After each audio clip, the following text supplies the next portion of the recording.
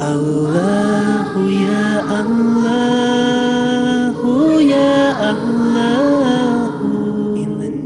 We sent messengers as bringers of good tidings and warners, so that mankind will have no argument against Allah after the messengers. And ever is Allah exalted in might and wise.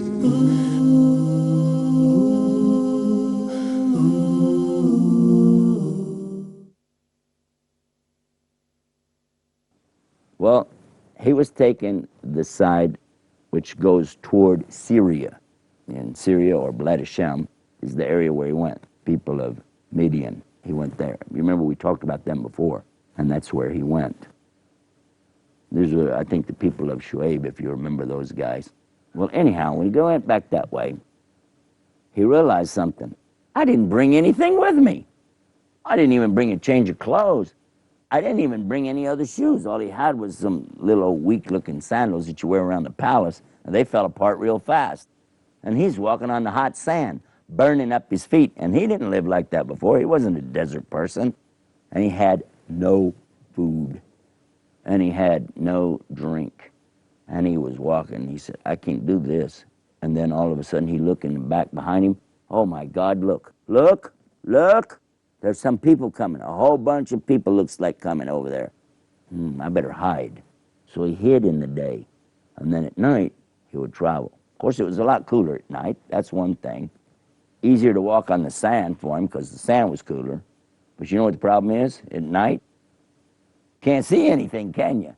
You might step on something like a scorpion or a snake or a rock. You could hurt yourself. So at night he would travel, in the day he would hide himself. And this went on for 1 day, 2 days, 3 days, 4 days, 5, until the 8th day. And trust me, he was exhausted. He had just gone so far. And how much water did he have? He didn't find a root.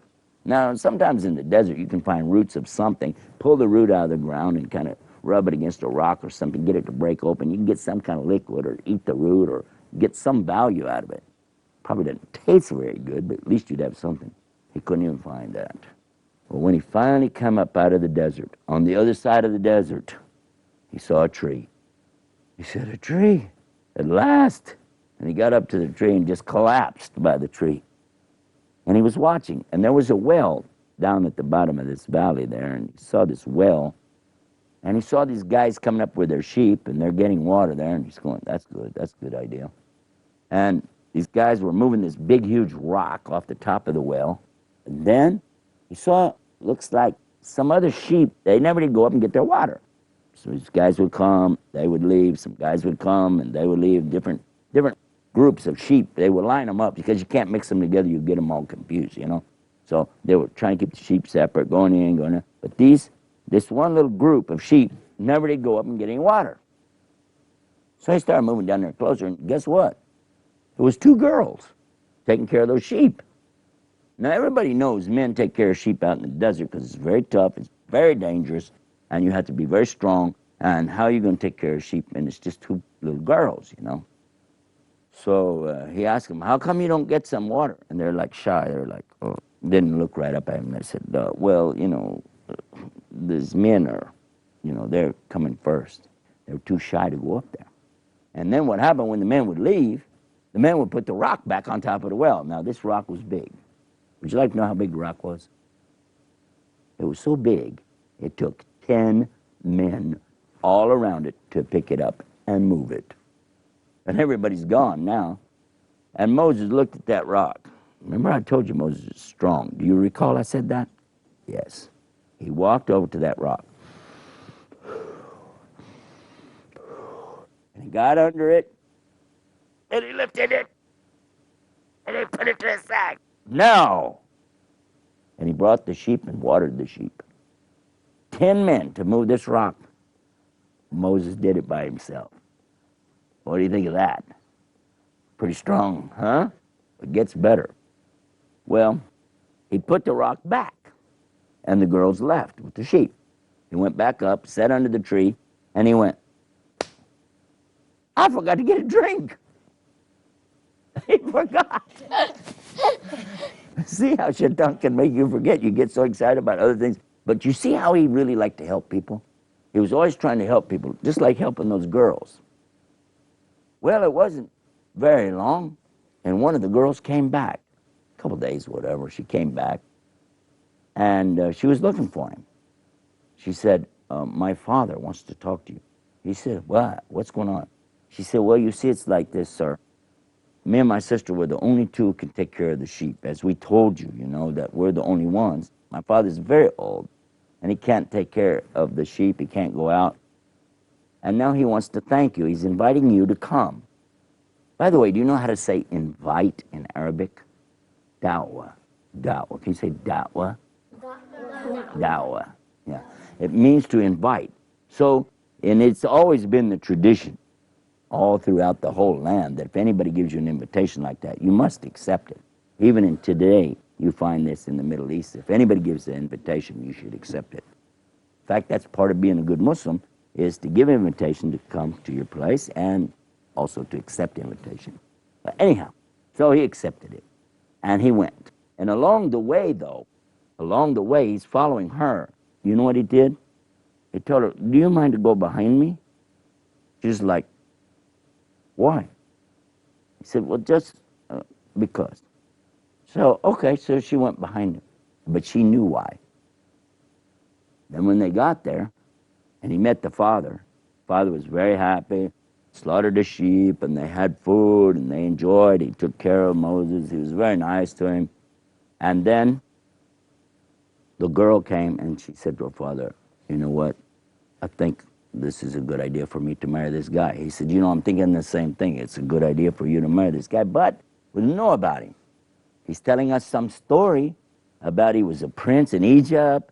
He killed somebody, and they're looking for him, and I don't know. I mean, you know, he seems nice, but he killed somebody, and they are looking for him. But again, though, he's very nice. How do I know that he'd be the right one for my daughter? She said, well, let me tell you what. When we were traveling all the way coming over here, he was too shy to even look at me. So he asked if I would walk behind him so he wouldn't be looking at me while we were traveling. He said, he did that? Yeah, that's the guy for me. And he got them married. But here's the deal. He said, would you like to get married to my daughter? And on a condition, though, you work for me for 8 years taking care of the animals. Then you're free to go. Or, if you stay on 2 more years, make it 10 as a favor to me, and that's also cool. Moses said, this is a very good deal. After all, A, I don't have any place to go. B, I don't have any job. C, I don't have any money. Oh, yeah, and I don't even have a wife. This is an excellent idea. So he got married, and he was very happy. And for the 8 years, he just toiled away, working, taking care of the sheep, doing so many things.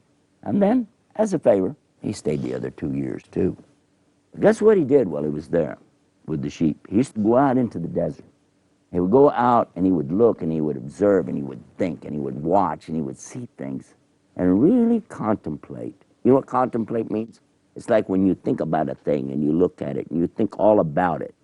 So he would notice at night the stars, and he would think how these stars are different places every night. And in the daytime, he would look at the things that come up out of the ground. How does this come up out of the ground? What makes it come up? And how does the water come down and take what looks like it's dead, but you put water, a few days, something's growing up out of it. And some things even break the ground and break even rocks. Some stuff can break a rock growing up through it, just like that. And he thought about it and thought about it. In fact, he realized there must be a law. He knew that. He just knew it. There is a law. And the law would inspire him with thinking. He became very spiritual at that time. Developed his mental process real nice because it's so quiet out there. When you're quiet, really quiet, and there's nothing around to bother you, and you can think, and the air is fresh and clean, and you're relaxing, and you're looking at the creation of Allah, he came to know that there really is the Rabbil Alameen. Now that means the Lord of the worlds. Rabb, Lord, Alameen, the worlds. At the 10th year, all of a sudden, Allah put something in his heart real strong. And he felt so attracted to go back. I have to go back. I have to go back. We don't know for sure if he was missing his mother or his brother or his sister or all of his family. Or maybe he was missing the lady that raised him up, the queen. Maybe he just wanted to go back and see the place he grew up in, but for whatever reason, he had to go back and he knew it. So he told his wife, you know what? We got to go. Very next day, he just told her, we got to go. She said, huh? He said, now. She said, what do you mean now? Right now, we're going. Okay, where are we going? I'm going to go back to my land where I came from. Going back to Egypt. She's like, huh? Excuse me, do you remember they're looking for you? Remember? Yeah, but I have to go back. You killed somebody, you said. Yeah. You said they're going to kill you. Remember? He said, doesn't matter, I'm going to go.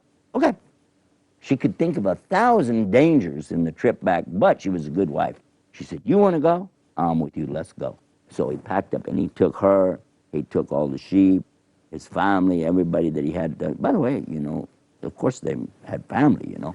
So they went back. She could think of 1,000 dangers in the trip back, but she was a good wife. She said, you want to go? I'm with you, let's go. So he packed up and he took her, he took all the sheep, his family, everybody that he had. By the way, you know, of course they had family, you know. So they went back. And on the way back, he was crossing the desert, and Moses is pretty smart. In fact, he's brilliant, but he still did what all of us do. You know what happened? He got lost. He got lost big time. And he was by this mountain in the desert, and he was thinking, man, how did I get lost? Let me go over here. I'm going to go over there. And all of a sudden, he saw a fire. He's looking at that fire. And it was a strange kind of fire because it didn't just like burn up. It just kept, you know, burning real even. It wasn't consuming itself. It just kept being there, being there. I said, okay, you guys stay here. I'm going to go check out this fire and see if I can bring back something, because it could be some people there, or I could get some fire from it, something, you know. So he got over there closer and closer, and the voice spoke to him and told him, Moses, this is sacred ground. Take off your shoes. This is in the Quran. It told him, take off your shoes. Took off his shoes. He's talking to me. He said, this is Allah. And Allah spoke to him directly. And Allah tells us in the Quran that some of the prophets, they came with a message, and some of them, they had revelation. And one, we know, Allah spoke to him directly. And who is the one? Musa alayhi salam. Musa alayhi salam. Allah was telling him many things. Well, this is kind of a big deal for Moses. And Allah was telling him, La ilaha illallah. There's none to worship except Allah. So all these false worship, all these gods that these people have, especially Pharaoh. Because Pharaoh was telling people what? To worship him. He said he was a god, right? And Allah's telling him now, you go back to Egypt. When you go back into Egypt, you go to Pharaoh and you tell him, no more false worship. Nobody's going to worship you anymore. They're only going to worship me, Allah, the Rabbil Alameen. Moses thought about that, and he's going to, wait a minute, hold on a second. You know, this is a lot. It's hitting him fast, you know, and it's going through his brain. Oh, this is something amazing. Then he realized that I need strength to do this, and I need courage to do this, and I need, wait a minute. He had another problem too. I forgot to tell you about this. Moses had a speech impediment. That means he couldn't talk plain. Like you talk a tongue and you don't talk real plain, or maybe something, or not. Because when Moses prayed to Allah, he said, give me the strength, and that's one of the things he asked for, and give me the ability to argue with this guy, because he knew he was going to have to argue with him. I said, and untie the knot in my tongue. So evidently, when he's got to be under pressure to speak, or something, maybe he stuttered, maybe we don't know. But just to give you the idea, it was tough. And then he added something that he said, oh yeah, and include my brother too, Harun. I want him to help me for backup. Now, after 10 years, can you imagine that? That he's on his way back, crossing the desert, gets stuck out there, lost, see a fire, go, and the fire is talking, not the fire, but Allah is, but you see how that goes, and he's like, ooh, man, a lot of stuff's happening here. Well, he came back. When he got back in Egypt, they remembered him, of course. Nobody forgot anything. Now, I'm sure he would like to go see his mom, he'd like to go see his sister, and go see his brother. But one of the things for sure, he went to see Pharaoh. And in front of Pharaoh, the king, the hot shot, the big shot, right? He went to him and he started to tell him what's going on. That, you need to let the people go. He said, what'd you say? Excuse me, I'm sorry, what did you say? He said, no, these people here you're treating as slaves. These are the children of Israel. Let them go with me. Pharaoh said, okay, these are my slaves, and not only do they work for me, they worship me because I'm their God. He said, oh, you're not. Because nobody ever dared to say that before, even way before. All these kings, when they came, they would tell people, worship me, and people would just do it. Nobody argued with them. So here is this man who was actually raised there telling them that. He said, you're telling me that you're going to take them, and you're telling me they don't need to worship me? He said, no, they're not your slaves. They're slaves of Allah. We're all servants of Allah, even you. Now, this Pharaoh was pretty sharp. He wasn't stupid. And he had a lot of people around him. It was a pretty big court, He said, excuse me, what's your name? He said, Moses. He knew it was Moses, but he was getting ready to set him up. He said, are you the Moses that was in the basket that came floating down the river? I said, yeah. Are you the same Moses that we brought into this palace and took care of you? Yes. You the same Moses that got your food here, you got your drink here, you got your clothing here, you got your shelter here, you got your money here? Yeah. You the same Moses that killed an Egyptian citizen and ran away 10 years ago? Well, yeah. Oh, I see. And, excuse me, doesn't that mean, according to the teaching you just told us, whoever kills a person, this is disbelief, not a believer? Isn't that right? You kill somebody, you're not a believer, is that right? Well, so that means you're not even a believer, and you're telling me about belief and Allah and... All right, yeah, thank you very much. Musa alayhi salam was strong, though, in his will. And Allah really gave him the ability. And he told him, listen, what I did was an accident. I never intended to kill this man. And even though Allah has since then made me as a prophet, and I'm a prophet to you and to all the people, telling you, there's only one God, worship him, and you're not God. Pharaoh's like, okay. Excuse me, Mr. Moses, do you have any proof? While Musa alayhi salam was out in the desert, when he got lost, there's something that Allah showed him. Yes, when he was in the desert, what happened was this. Allah said, Moses, what's in your right hand? He said, my stick. What do you use it for? He said, well, I use it to walk with when I'm going along, and I use it to beat down the trees and get stuff down for the animals to eat, and many other things. Allah said, Moses, throw your stick on the ground.